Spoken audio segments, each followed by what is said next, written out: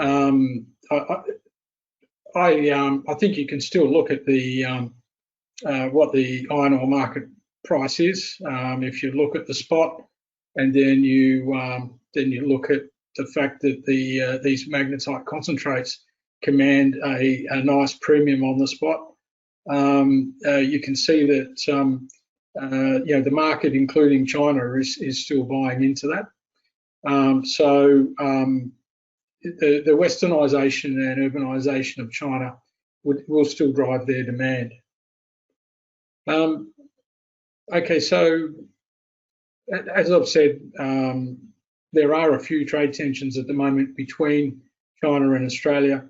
There have been other commodities such as barley and other items that have been banned in China from Australia, but iron ore has remained untouched.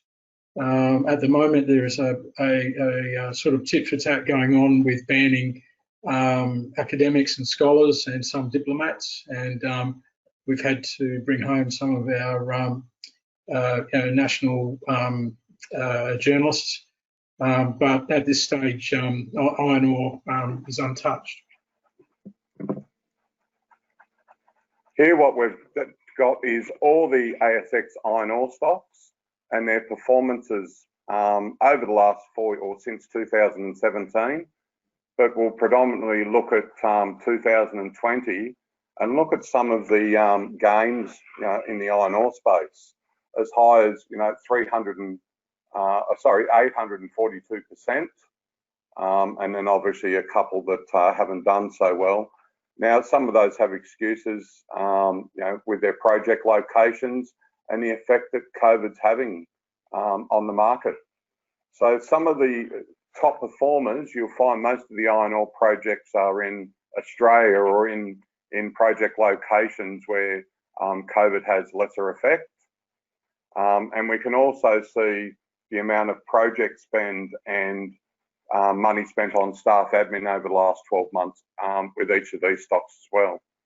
And if anyone wants more detail on this or wants a copy of it, please reach out to the team at MMSteel and we'll endeavour to help you there.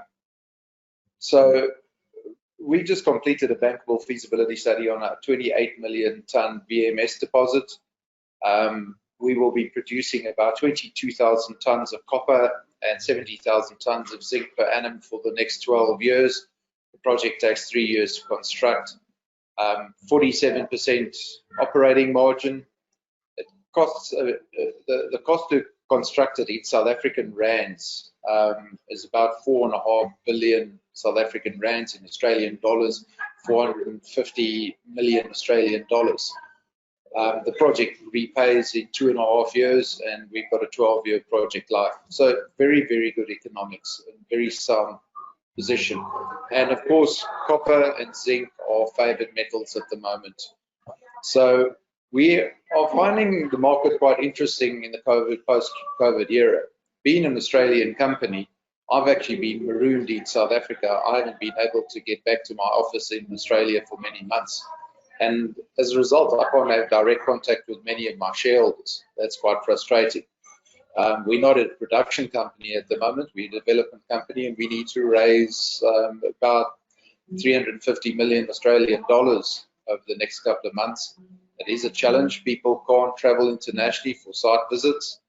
And we're also finding the whole market in Australia is changing, and the market in South Africa is changing, because we found that Australia has brought in their FIRB arrangements in a lot firmer basis.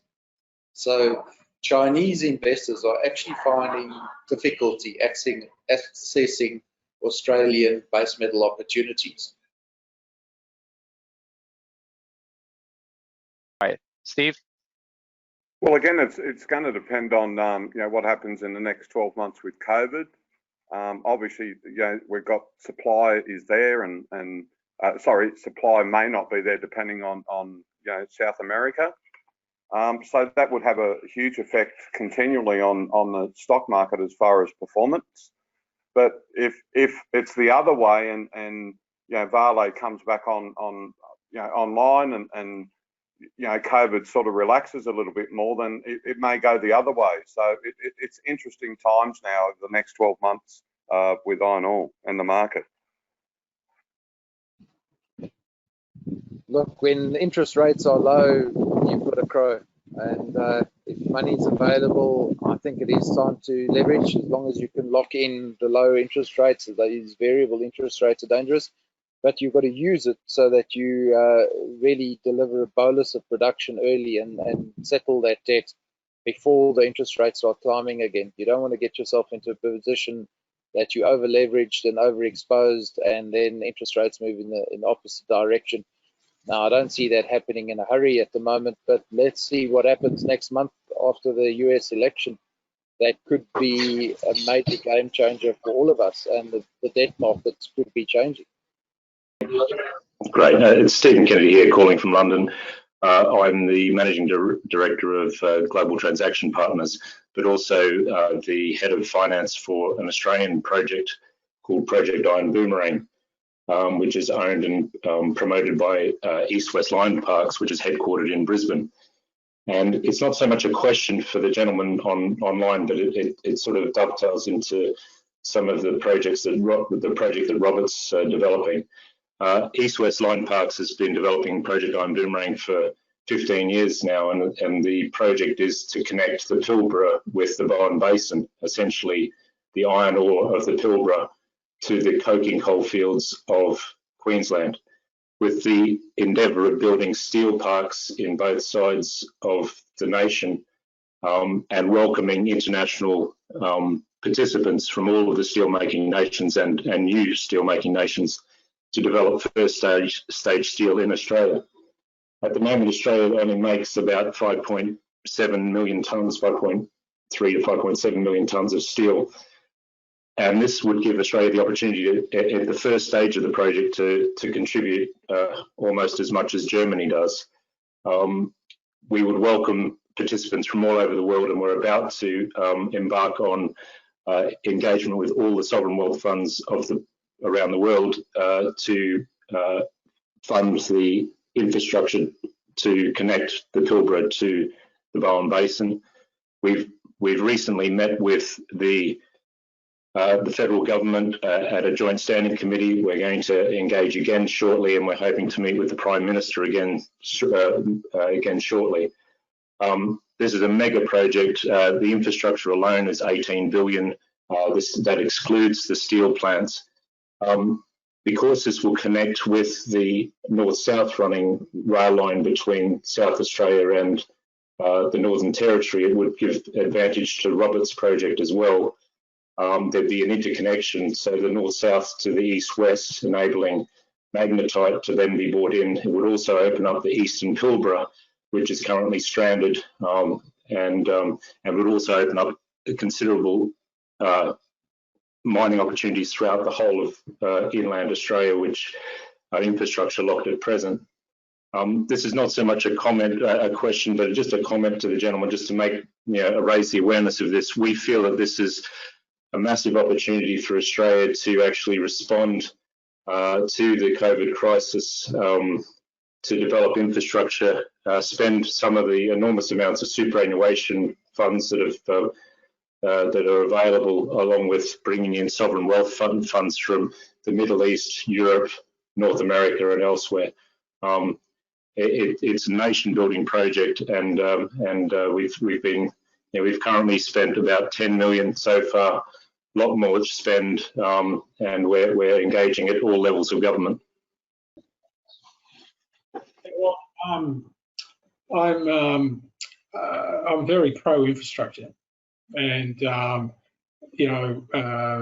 infrastructure, it's an interesting subject. You think that some state governments think infrastructure equals roads, but definitely very much we would rely on railways. We'll also, I think, when we get bigger, rely on pipelines. The north-south railway is a little bit to the west of us, but we're sitting right on the Indian Pacific, and so that east-west railway and we have had offers or expressions of interest to move our stuff to Newcastle for shipping, as well as moving it down into the South Australian ports. But definitely it could be a contender if that infrastructure was built, and the railway and the processing. Yeah, it would be something that you know, we would be willing to talk about as we develop our project. I know, you know, you've got our Australian COVID Commissioner, who's a steel guy in Nev Power, coming out of steelworks into iron ore. Has he been engaged in this this iron boomerang project? I personally haven't engaged with Nev, and I was just looking at, I mean, his background with in the Pilbara is impressive, and the fact that he's at the head of the chair of the COVID response is excellent. So I'm going to, now that I know that, I'm going to mention it to our chairman Shane Condon and make sure that he does engage with Nev. We've been, you know, because we've got, you know, the 3 states involved, well, states and territories. So we've got Queensland, Northern Territory, and Western Australia. We also have been engaging with South Australia, because the South Australian steel industry will produce the vast majority of the heavy gauge rail line that would be a massive order for South Australia. So we've been engaging at political levels there, but I'm not aware of any engagement with Nev yet, but we certainly will. Thank you. Yeah, look, I would I'd commend that you do that, and yeah, definitely South Australia's steel industry is producing a lot of the rail at the moment for the infrastructure upgrades that are happening in Victoria and New South Wales. So yeah, I think they would be interested in that. Actually, they're the ministers involved in South Australia in infrastructure are very switched on, so they should be easy for you to engage.